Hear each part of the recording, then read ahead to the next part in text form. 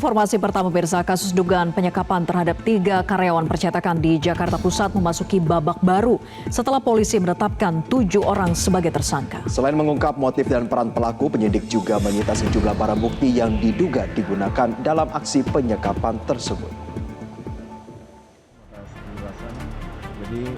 Satreskrim Polres Metro Jakarta Pusat menetapkan 7 orang sebagai tersangka kasus penyekapan terhadap 3 orang karyawan percetakan di kawasan Kalibaru, Senin, Jakarta Pusat.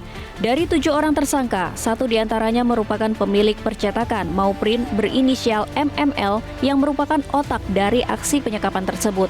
Dalam kasus ini, polisi turut menyita barang bukti yang diduga digunakan untuk menyekap para korban berupa 1 rantai besi warna silver sepanjang 1 meter, 1 seling kabel baja, 3 gembok cakram beserta kunci, 3 alat pengikat kaki berbahan besi yang dilapisi karet ban beserta penguncinya, hingga uang tunai senilai Rp55 juta.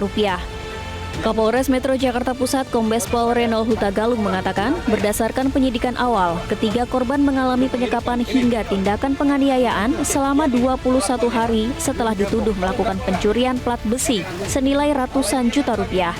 Atas dasar itu, pelaku pun nekat melakukan aksi penyekapan disertai penganiayaan yang berujung pada memintai uang tebusan kepada keluarga korban sebesar Rp50 juta per orang.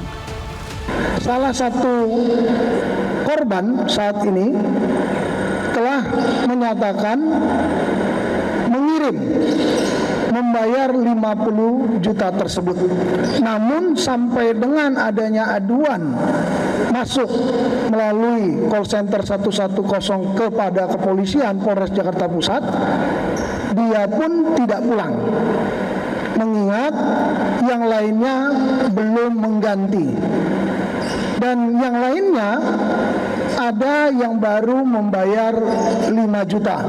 Sehingga total yang menjadi penyitaan saat ini, temuan fakta hukumnya 55 juta dalam proses penyidikan yang dilakukan oleh Satreskrim.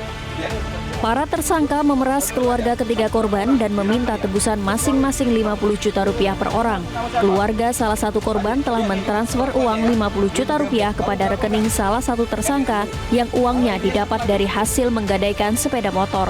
Polisi kini masih mendalami kebenaran alibi pencurian tersebut karena pelaku tak pernah membuat laporan kehilangan.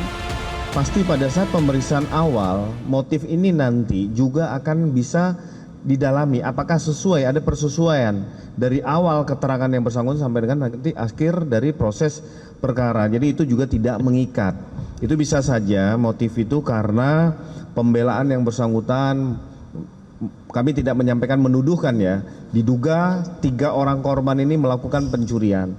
Tetapi yakinilah nanti teman-teman penyidik akan melakukan pendalaman. Benar tidak? Dari kapan tadi pertanyaan?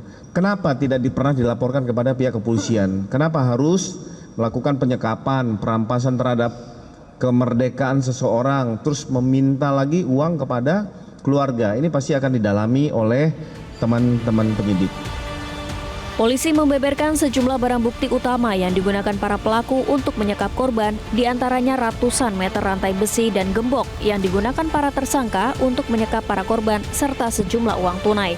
Ketiga korban berinisial AS, MRJ, dan TS sebelumnya diselamatkan dari sebuah ruangan sempit di toko percetakan kawasan Bungur Senen dalam kondisi kaki terantai dan mengalami trauma berat.